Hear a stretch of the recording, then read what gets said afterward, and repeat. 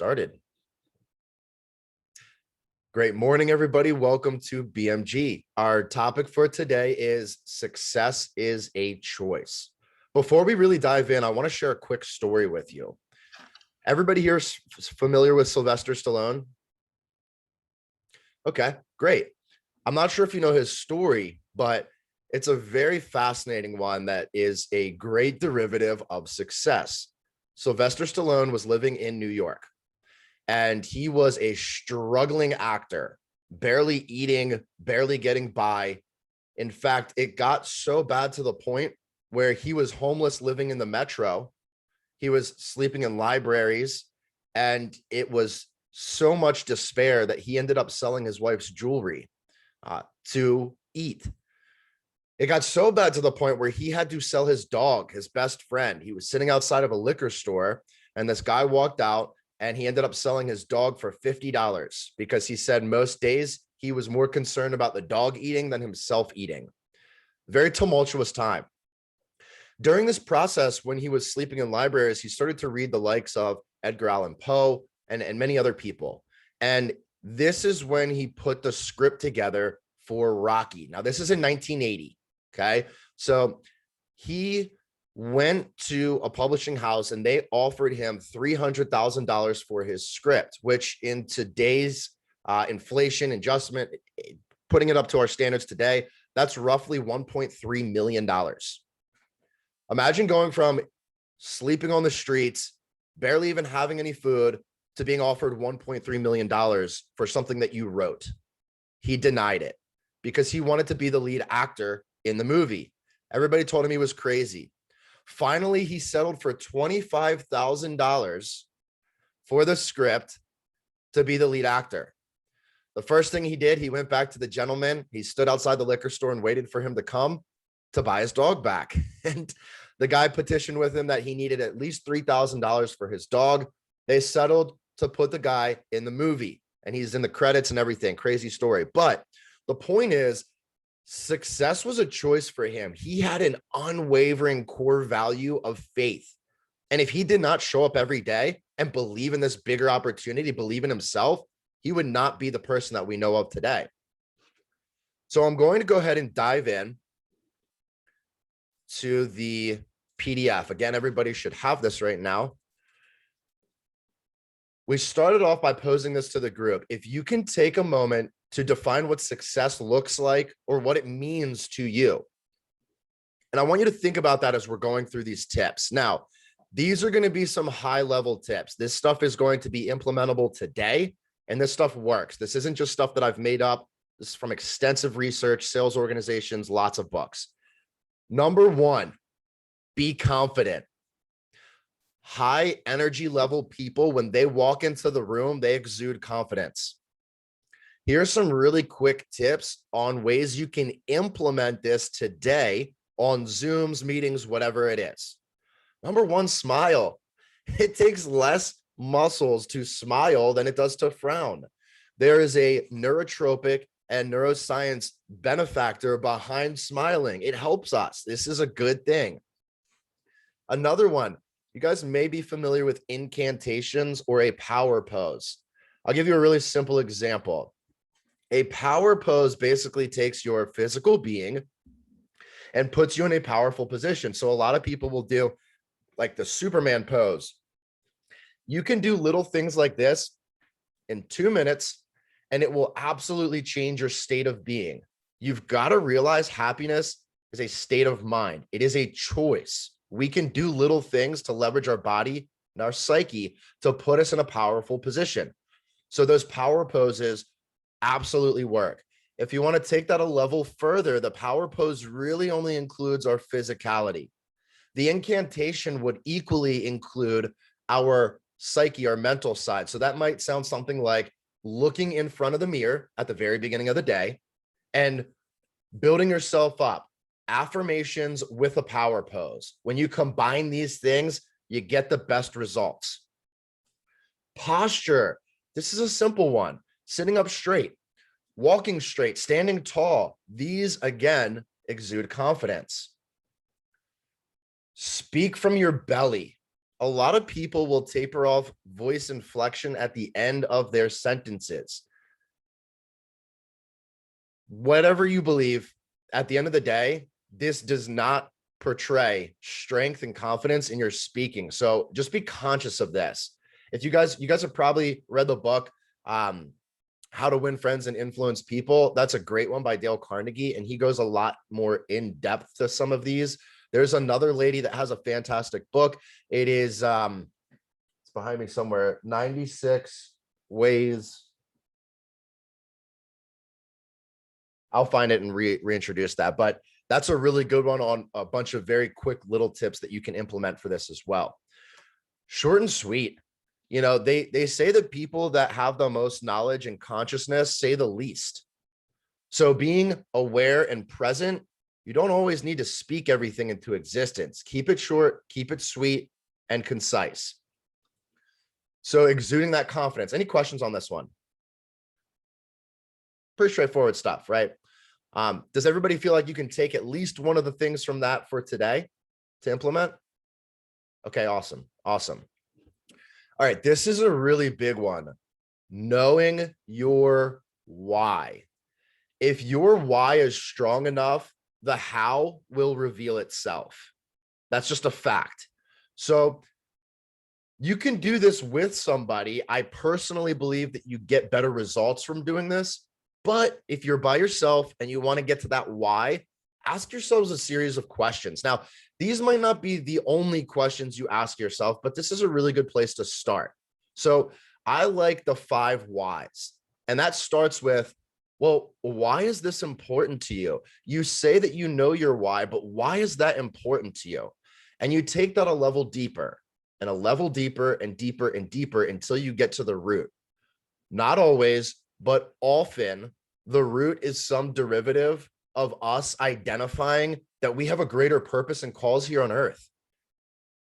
Get to that place and identify why this is important to you. When you know why this is important and you're fired up and invigorated, you will wake up every day contributing. And guess what? At some point, when you show up every single day, you are going to break through. That's just simple natural law. So repeated action over time after knowing your why will get you to that place. I love the Tony Robbins quote. It's not that you lack resources, it's that you lack resourcefulness. This is the greatest time that humanity's lived on earth. We have everything readily available at our fingertips. So knowing your why, you will be able to get to that place. 3, having a plan. I love the point of starting with envisioning. And if you ever have any questions on that, we can do a visualization technique, but you've got to get everything down. You've got to write it down. I think it was Emerson who said, I don't know what my ideas are until I write them down. You have to know what they are, and you get more clarity by writing it out. We've talked about this and we label this as eating the frog, but really what this comes down to is when you start your day and you have a plan, you've got to start with your most important tasks. When you knock those out early on, the rest of the day becomes easier. You've got to follow a schedule, create to-do lists in the morning. You know, if you are not currently using a scheduling system, you are at a huge disadvantage. Time is our only real commodity. So if you're not measuring and tracking your time, what are you really doing? I hear so many people tell me that they don't have enough time, when in reality, we have so much time that we don't even know what to do with it all. And then the last part of having a plan is just list one thing that you can do today to move the needle forward. Think about one small thing, big thing. It doesn't matter the significance, but think about one thing that you've been putting off that you know, if you were to show up and contribute to today, it would change the course of your life. What you've got to realize, guys, is where you are today is a direct reflection of the decisions that you made 5, 3, or 1 years ago. So making the decisions today, doing one thing that is correct today, is strategically setting you up for a better year, for 3 years or 5 years down the road from now. Number 4, and this one's huge, and then I'll stop after this. Circle of influence.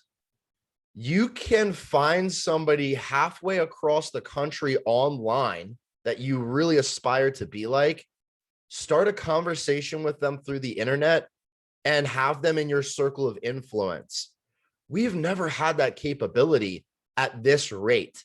And it's such a powerful thing. You realistically could get in touch with anybody in the world if you really tried to. I believe that. And then the other part to this is, here's the deal. You might already be, you're born into a family. You can't change your family. You may have built a group of friends, a role model, a mentor, a coach, whatever you want to call them. This person is somebody that you can deliberately put into your circle. That's an amazing concept. You can go out and trade resources, trade money to put any person you want in your circle and influence you. That's a tremendous ability.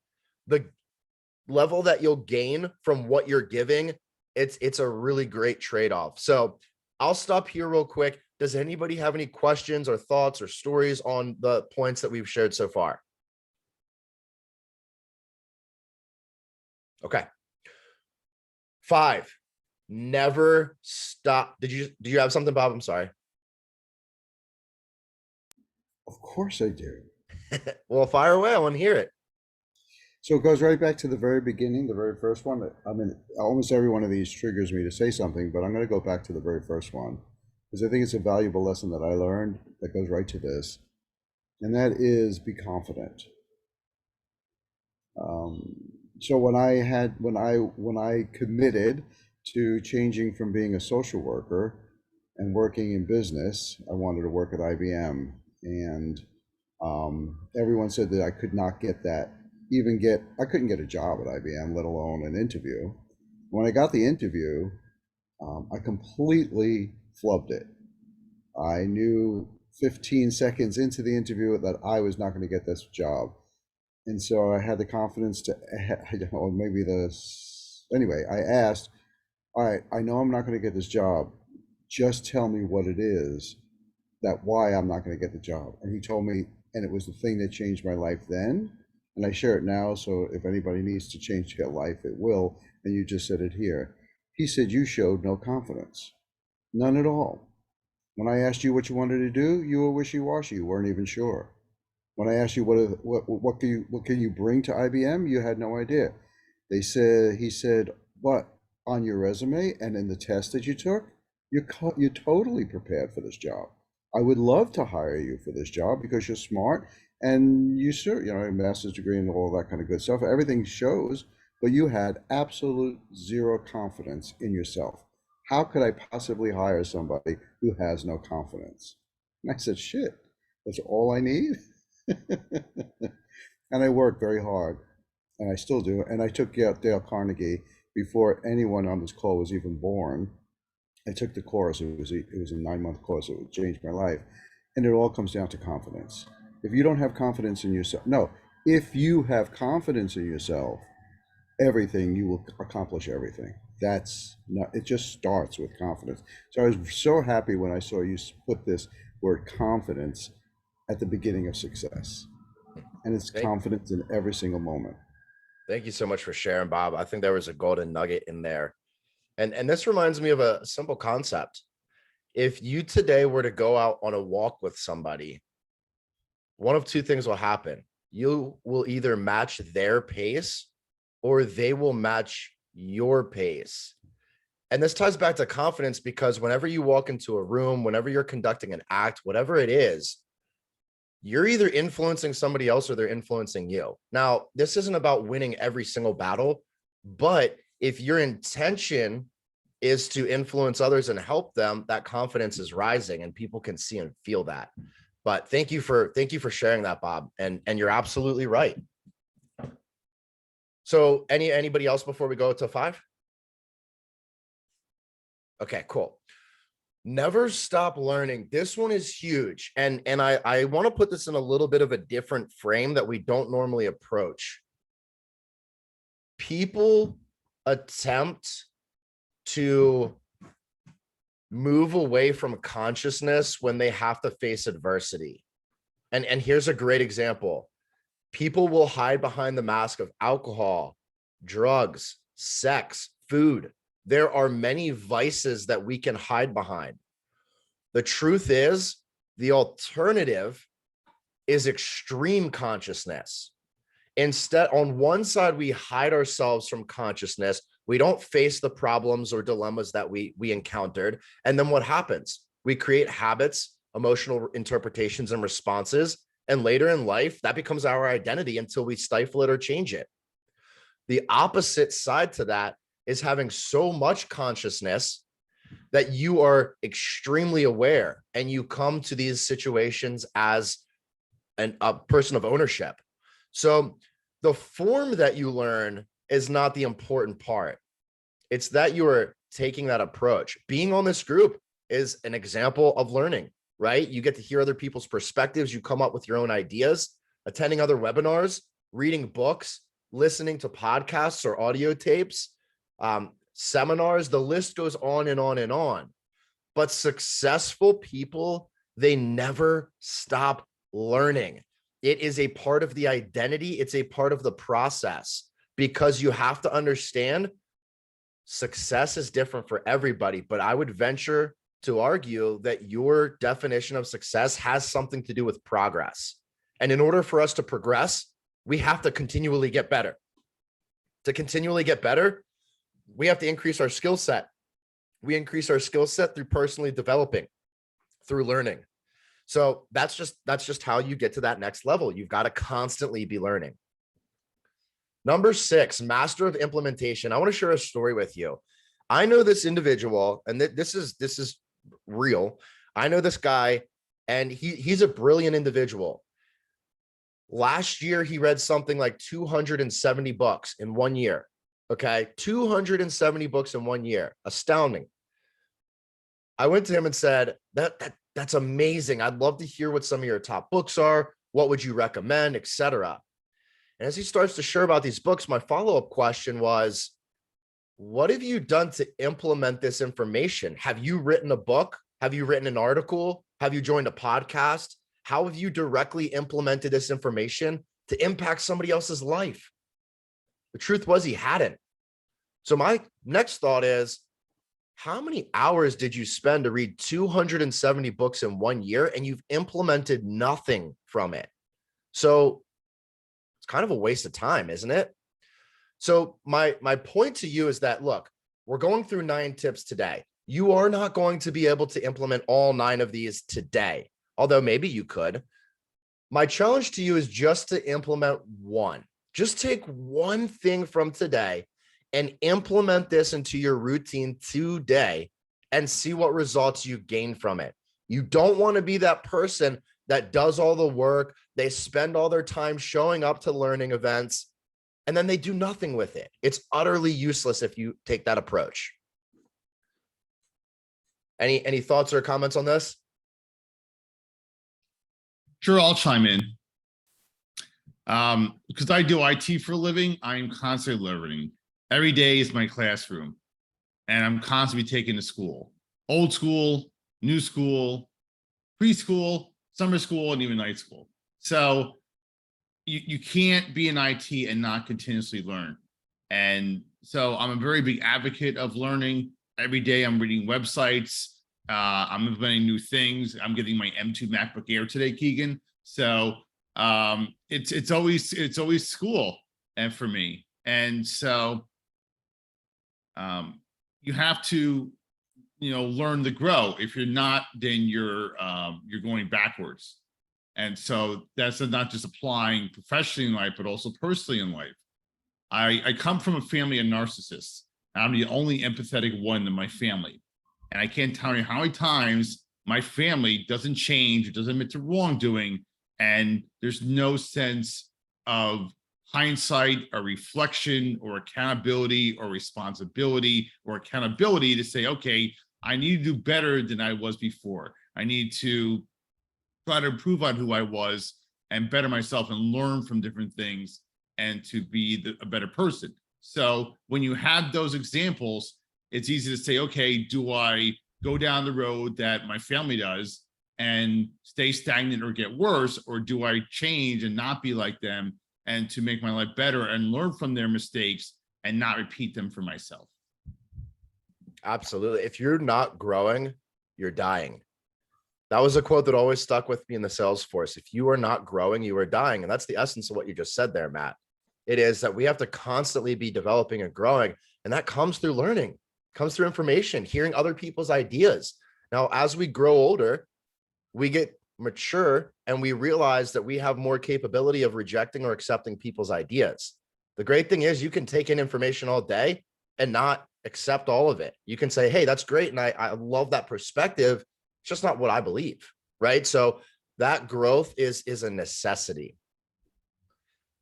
Go ahead, Bob. I just want to recognize that was a shitload of wisdom that Matt gave us. And so, and then he progressed from IT, I need to learn. And if when you're in IT, you have to learn all the time, and you have to give your learning all the time because it's changing constantly. IT just forces you to learn all the time, every day. But then he extended it into his family life and into the extension of his life, because that's definitely what I like to hear is people learning from life in every moment and every day. Every minute of every day gives you the ability to either share your wisdom or learn wisdom. Oh, sure. And I'm glad I was able to give, I'm sure I was able to give you a shitload of information, Bob. It's a good thing I buy Sherman and double ply in Costco. So I didn't understand that, but I'm sure it was loaded with wisdom. yes, well, they sell Sherman in Costco in bulk. So, oh, yes. I hear what you're saying. Yes, give it in bulk. And again, I mean, I'm struck. Again, I am old, and I constantly am learning. That's why I'm here. I'm here to learn. I learn from each and every one of you every week, and I'm so grateful. Just before this this session, I just said I can't wait to meet Ashley and Matthew and Tyler again, and of course Keegan. I learn every week from Keegan. I'm so grateful to learn from all of you. I know I have a lot of experience, but I don't have all the wisdom that I need. yeah, well, I mean, I have a very intriguing saying that I tell my clients. Even though I'm the teacher, I'm always the student. Always. And so you can learn from anybody. You can learn from a 5-year-old, or something from 95. Also, you're not old, you're seasoned. It's true and tasty. But and I'll challenge you on this one, Matthew, too. Not only can you learn from anyone, you can learn from anything. Oh, sure. I mean, and I always say that to people, especially when it comes to my life and also professionally, is what is the takeaway? What is the summary? What went positive, what went negative, and how do I either improve on this for my own self or help somebody else along the way? Like I had somebody yesterday who called me up, from my crypto group. And even though I didn't know him, I know the guy who runs it. In fact, I'm going up to his house in 2 weeks. So he was having problems, and he had problems where he didn't know what antivirus to go buy. I told him the solution, and he said, well, Matt, what do you get from this? Are you getting, commission from Bitdefender? I said, no, I'm not. I'm doing it to help you and pay you forward because Jim. And Jim is a crypto guy that I have. So, and then he said, well, Matt, I really appreciate that. I'm going through a rough time right now, and I'm going to give your information to somebody else. So you never know the power of paying it forward until you apply it, and then you have an impact in somebody else's life, and then you leave an impression or an everlasting mark. So you may forget somebody's name, you may forget their face, but you usually won't forget how they treated you. Very true. Beautifully said. And then I'll leave you with one more challenge, and that is, what do you learn from a rock? ROCK. And you don't have to answer it now. Just, you can learn from anything, not only anybody or any experience, but you can learn from a rock. And so I'd love if you just think about what can you learn from a rock? Well, I mean, can you smell what the rock is cooking? You said the rock. It's like, okay, the wrestler and the and the movie guy. So all right, I'll leave it there. Keegan, back to you. All right, guys. So number 7, and I apologize, my dog was eating my wires to the computer, so that's why I kind of was bouncing around there for a second. Here's one thing, and I think if you look at Earth, Everything on earth is made of two things: matter and energy. I often hear people say, wow, that person has a lot of energy. That's not a real thing. We are energy. It's not something we possess. It's part of our being. So you got to realize that this is a resource that we have. You know, if you guys or myself came in here and was very monotonous and dull and boring, the energy in the room would be atrocious. But if we're all invigorated and inspired and working together, the energy is high. So here's some little things that will help you regulate and enhance your energy levels, your health goals. And really what we're saying here are the exercise side. Now, look, you don't have to do it one way. Just because Tyler rock climbs, just because I go and lift, just because Ashley does exercises in home, it doesn't matter how you do it. You just have to have some way to implement this in your daily routine. It could be walks. It doesn't matter, but you've got to get out and move your body. Okay. And having very clear goals there, that helps with your energy level. Sleep goals. We talked about this one previously, but sleep hygiene is very important. Again, if you want to have good regulatory energy, you've got to be monitoring these specific things. Dietary goals. That really comes down to what you eat, when you eat it, what you drink, and how much you drink. Okay. So a really simple rule of thumb is you can take your body weight.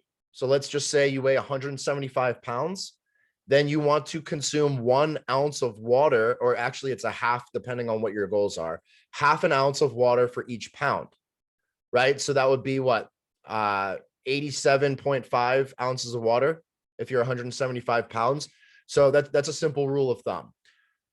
And then this is a big one, is what fires you up? You know, we're talking about energy levels. Well, you've got all these things that you can regulate on the physicality side, but what actually fires you up? And this comes back to purpose, and this ties back into confidence. When you were confident in your purpose and you show up every single day, you know eventually the door is going to open. It's just inevitable. 8, under promise, over deliver. Now, this one is massive. I want to be very clear. We don't want to fall into the trap of people pleasing. That's not what I'm saying here. I'm saying, let me give you an example. I had an electrician come over on Wednesday of last week. Okay. And he came in to do a couple simple tasks: replace a couple fans, work on some wiring harnesses and some outlets, etc. He quoted me over $1,000. And I saw that and I was like, you're barely doing anything. You're working on 4 tiny tasks. It's not even a day's worth of work. $1,000, that just seems a bit much. He came back and said, hey, look, here's the actual breakdown. I just wanted to tell you it was a really high price. That way, when we get to the end of the work and you actually have to write the check, you're going to feel a lot better about it. Now, that might be an extreme example, but in whatever you do on the day-to-day, we can all under promise and over deliver. So here are a couple of simple ones. If you were to give somebody more of your time, and it doesn't have to be constant, right? For example, if you say that you're going to speak with somebody for 30 minutes and you go over 10 minutes, that's fine. You don't want to do that out always. But if you go above and beyond and give that additional time, people get more value. You've got to understand that people buy value. They don't buy price. Realizing that money is just an arbitrary figure, it's just a numeric construct that we've created. There's no value behind that inherently. The value is the additional service or product that we bring to somebody. More value makes people happier. Here's another one that's relevant in our world as entrepreneurs and business owners: make introductions. I tell people all the time, look, I have a vast network. If there is somebody that I can get you in touch with that's going to help your business or bring you value, I want to do that. Most times I'm not asked for this. I just do it, right? You want to bring people additional value. So look, even if I were to help get you in touch with 10 people and none of them turn into business, but one, that's one less person you had to go find. You know, there's always value in meeting people, having conversations. So no matter how or what it is, under promise and over deliver. 9, strive to be better than you were last time. I see a lot of people that get into this victimization mode and they think it's them versus the world, or them versus their partner, or them versus somebody else. The only competition that you have, the only person you need to be worried about exceeding is yourself. You want to be getting better than you were yesterday. That's all there is to it. Because here's the deal. We already have enough difficulty handling ourselves on a day-to-day basis. You are the one that has to wake up with your thoughts. You are the one that has to go to sleep with those thoughts. Nobody else. So it's your responsibility to become better. One really good way to do this is by tracking and recording all things. Okay. And here, I'll give you a perfect example. I've got this goal book from 2000 and this one is 2015. Okay. So this is my goal book from 2015. Now, the really cool part is, yes, I go in and track, all the things in there and have dates behind them. And I can go back and look at that. And that's great. But equally, I've got 6 composition books on the bottom of the shelf that are all from the gym. You can ask me how much I weighed, what workout I was doing, and what my strength level was for the last 10 years. And I can tell you the exact information. You want to be in a place for this on your personal and professional life. Here's the deal. If you are not measuring and tracking, how do you know if you're getting better? And you could say, oh, well, I'm stronger than I was, or I'm reading more books than I was, 6 months ago. But those numbers get lost very easily. You don't know exact dates and figures. So again, it's all arbitrary things that we're just interpreting. So tracking and recording is huge. Now, here's another little nugget. You may not want to write all of this out. That's fair. You can document with videos or pictures. I'm currently working with somebody. He does a video reflection at the end of every week. And that's so powerful because number one, it's got the day and time on there already. Number two, you can go back and look at it at any point in time. And then the really big one for him is that he can see the emotional progress from 1 year ago to today. That goes back to point 1. When you see the impact that your work has had from a year, even if it's slow and progressive, it boosts confidence because you know what you're doing is working. A lot of people in this world of immediacy right now, they think that they're going to put effort and it's just a light switch. Oh, I switched the light and now I get the results. It doesn't work that way. It is a slow, steady progress. It doesn't just happen overnight, but when you continue to do the work every single day and show up, you may wake up one day and say, wow, all of these results just fell in my lap in one day. But that didn't take one night to get there. It took long time, striving to be better than you were the day before. So we've gone through all 9 tips. We talked about the confidence, knowing your why, having the plan, your circle of influence, always learning, mastering the implementation side, valuing and harnessing your energy, under promising and over delivering, and always striving to be better than you were before.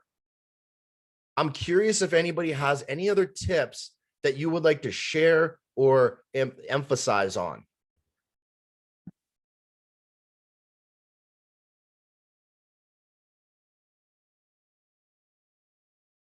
So I'll spin this another way, unless you had something, Bob. Well, I was going to practice going last, but um,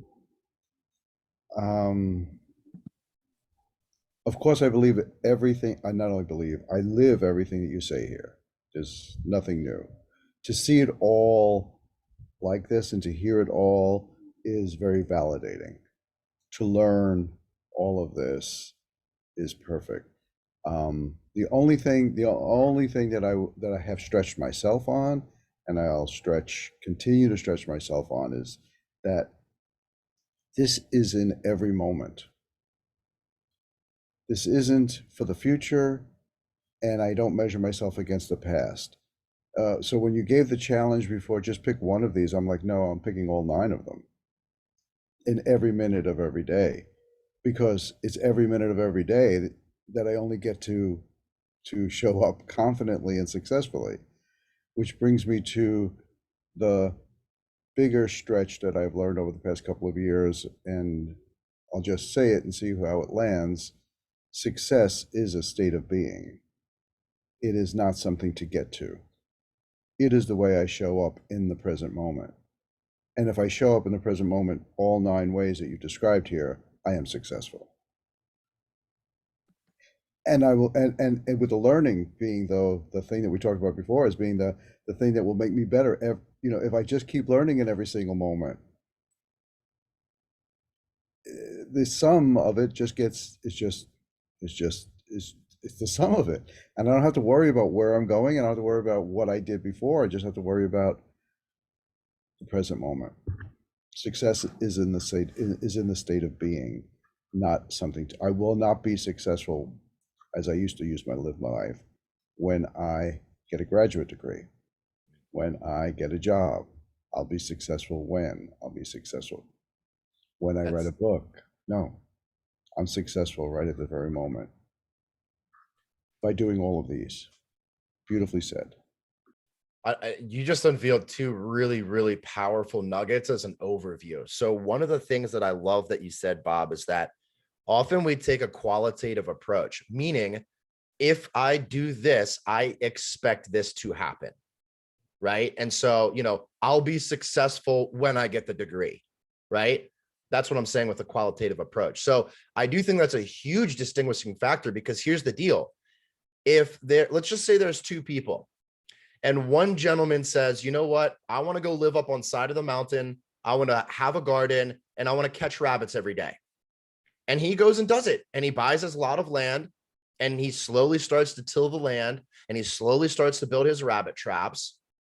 And then there's the guy on the other side. And the guy on the other side says, you know what? I want to move to New York and be a successful stockbroker. But he lives in Ohio, and he never moves. And he goes to get his Series 7, but he doesn't take any action towards New York. The guy on the left, even if he's in a little shanty, a little hut, he is the successful one of the 2, because it is the summation, like Bob said. And so going back to that point, is a good life is a summation of good years. And good years are the summation of good months, which are the summation of good weeks, good days, good hours, good minutes, good seconds. And so all of this comes back to the decisions we make on a daily basis, on a secondly basis, if you will. So I loved both of those points. And again, I think the big thing about success is it doesn't really matter what success looks like for you. It doesn't. As long as you are progressing towards that. It might not happen in a day. It might take a week or a month or a year. But as long as you're slowly inching towards that definition that you've created for yourself of success, knowing why it's important to you, if you get up and contribute to that each day, you are successful by definition. That is the exact definition of it. So anyway, thank you for sharing, Bob. That was fantastic. Any other thoughts or questions or comments that you guys would like to share? Ash, we haven't heard from you today. I know. So first of all, I wanted to say, Bob, I love your shirt today. Love the purple. And most of what I share is usually related to parenting, because that's just my number one role.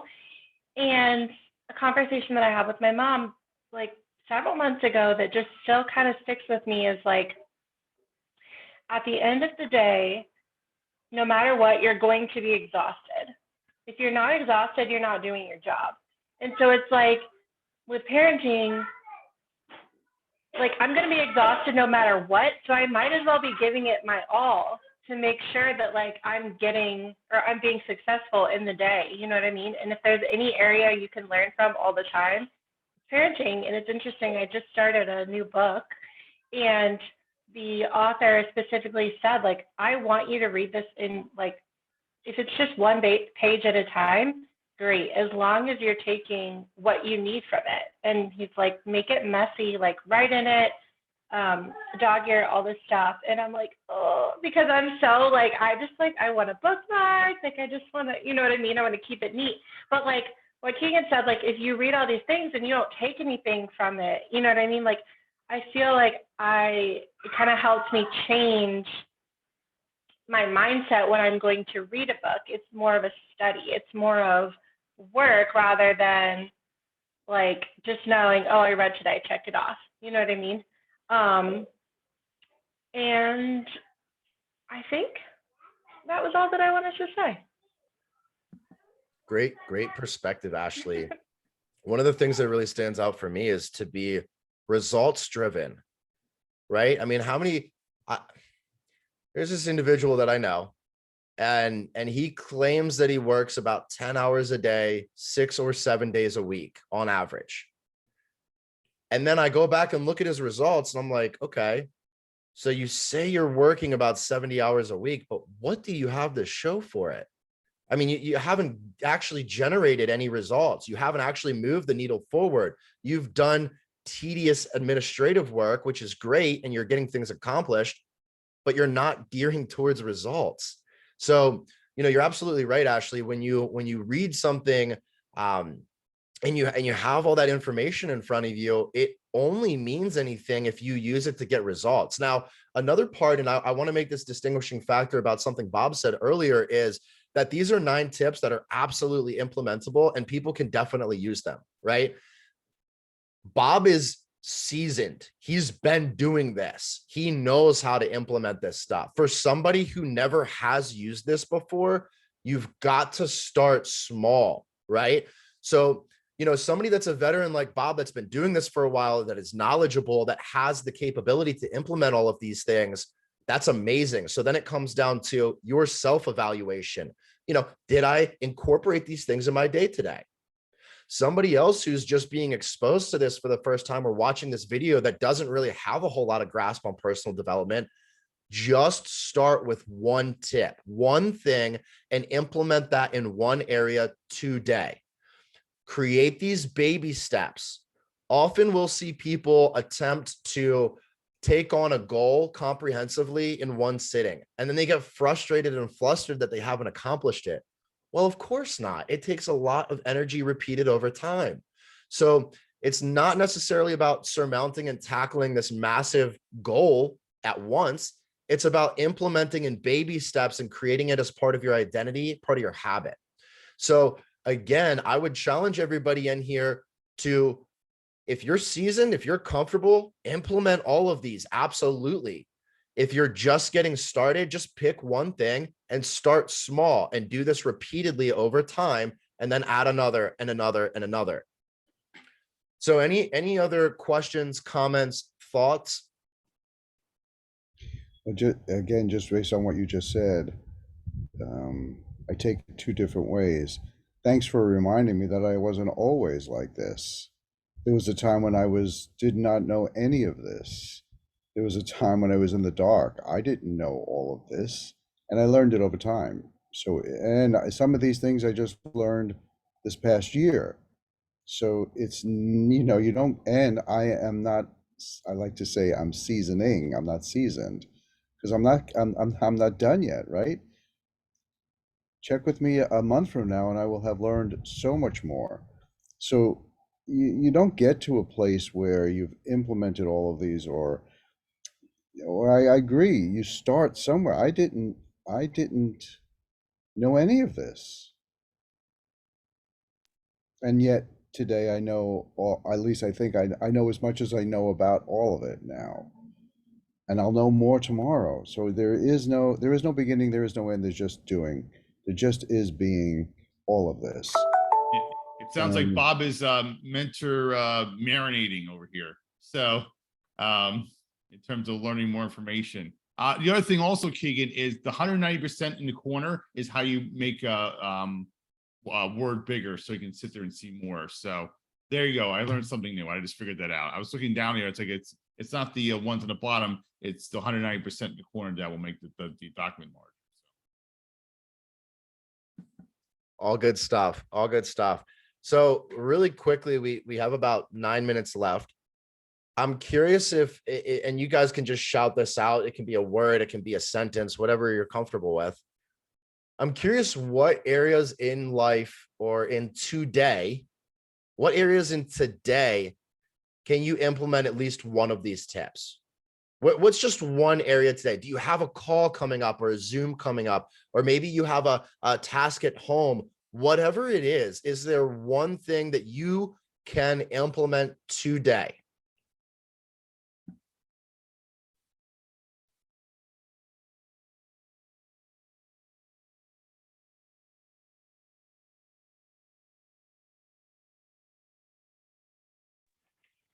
Okay, I'll share. I would say having a plan. So I know what I'm doing up until 12 o'clock. And then after that, not 100% sure. So I would say just mapping that out and knowing what the rest of my day looks like instead of getting to 12 o'clock and being like, what do I do now? So that's probably what I'll pick for today. I love it. I love it. Is that something you would just write out or? Yeah, so just work-wise and then post-work, what the rest of that will look like based on what I did not accomplish this morning pre-work. So Fantastic. Awesome. I love it, Ash. So yeah, just having a little bit of a plan, writing something out, maybe even a to-do list or whatever that looks like after 12. So that way it gives you some direction. It gives you some things to tackle. Excuse me. Love that. I love that. Matt, curious, what's one thing that you can implement from this list today? Well, I printed it out here and I was just going through it all. And so probably my my kosher kryptonite, and not Three Doors Down, is probably the confidence level. You know, I've always been struggling with that my whole life. And you know, it definitely humbled me, because some days I have like Katy Perry confidence. I'm either hot and cold. So it's either great or it's fucking horrible. And so it's just not the consistency. But when you always feel like you have that doubt or that, you know, that second guessing, or, you know, for me with IT, I'm very realistic, not necessarily pessimistic or optimistic, but realistic, because I know what can happen and what can't happen. And I apply that, you know, a lot of times to my life. It's like, okay, well, am I more deemed for success or failure? And sometimes you don't know unless you go down that road. And so I've been doing that with some meetups I've been going to, but it's the fact that I feel like I struggle in certain areas. So that's where the confidence issue lies. And so when it comes to IT, you know, I'm like, you know, Chris Pine in Star Trek movies, I'm fine. But when it comes to, you know, other things in my life, I feel like, you know, I'm like, you know, stuck away in the corner. And I don't want to get my head out. We're almost like an ostrich in the sand. And that's why I feel ostracized, because the ostriches do it. So it's just the fact that that's something I need to work on. And, you know, the first one on the list obviously brings home to me for many reasons in that respect. I want to acknowledge your vulnerability there. So thank you for sharing that, Matt. So on that confidence bit and looking at that list and a couple of those tips to implement this, what do you feel like is the most easy to implement? So I'm specifically referencing where it says, oh, that's the wrong link. Where it says you know, you can smile, you can do the incantations, posture, power pose, the tonality. Which one of those do you feel like you could implement for today? Well, I mean, I used to have very bad posture, so I've worked on that over the years. I think I charged extra for smiling. So I think one of the things that I could probably work on is I could be a chatterbox and not just my friend behind me, even though he'll squawk about it. And I think for me, short and sweet is, you know, a very novel concept, because for me, everything is detailed. It's hard to give like, you know, small sentences unless it's really valid or there's a need for it. So that's something I could probably work on. I think my tone is okay. The belly part is okay. The power pose, I don't know what that is exactly. I mean, I know like Madonna, she used to strike a pose, but I don't know if that's the same thing or not. So, but I think at least the last one on that list, I can at least start with first. So, Okay, cool. So keep it short and sweet. Love it. The KISS model, right? Keep it short and sweet. So And not- absolutely being able to and- implement that. and not rock and roll all night and party every day. There you go. I love it. And just for clarity, a power pose, you can think of a Superman, for example. You can think of a superhero. So essentially what this is doing is it's getting you from sitting in that, that position that we're in most of the day, just sitting still in our chairs. And it forces you to stand up. It forces you to clap your hands together to, a power pose like Superman again, or whatever it is, to put you in that state, because that directly shifts your state of being. Bob, last but not least, I need to get that shirt. What's one thing that you can implement here for today? Confidence. And it took confidence to put the shirt on. I worried. And confidence. And for me, it is the power pose. It's standing in my power. I shy away from my power and I don't own it. And when I do, I resonate, I radiate, and I don't do it enough. So I want to do that starting today. I want to be confident in my power. And that the power pose is what really makes it. And for me, it is everything, standing straight and living in my power, not diminishing my power, not making excuses for my power, not saying the world is not ready for my power, or I don't show up in my power. I always say, don't invite me to a meeting that you don't want to hear, because I will always share I will always share.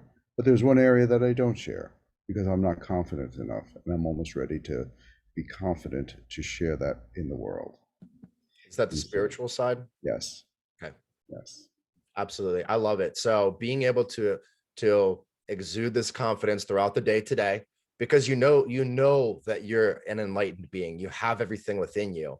It's about feeling comfortable expressing that to the world. And so one thing that is a very big underlying theme on this whole concept of success and these 9 particular points is to understand the fear of criticism and how that plays into it. And so what I mean here is often people are under the premonition of, what will other people say? What will other people think? And then we act accordingly. So I would challenge everybody here to gain your own power in facing any fear of criticism if it hinders you from getting to that next level of success. By being able to identify and see it, just that act alone is going to give you tremendous power. And then, of course, once we can face it and recognize it, we have to deal with it. So there is another level to it. But initially, being able to step up, know that you're here for a greater purpose, knowing your why, and that's why it ties back into all the other tips, but knowing your why helps to exude that confidence, right? Because I know for a fact that Bob is somebody that serves a very amazing message, and people need to hear from you. There's no question about that, right? I know that, you know that. It's about showing that when we're with others. So anyway, guys, this was a fantastic call. Does anybody have any last minute questions, comments, snide remarks? Okay, great. So you've got the PDF again. It's yours. Print it out if you want. Keep it up on your computer, whatever it is, but be able to reference back to this. Thank you guys so much, and have a great Tuesday. We'll talk soon. Yes, thank you. Bye, thanks.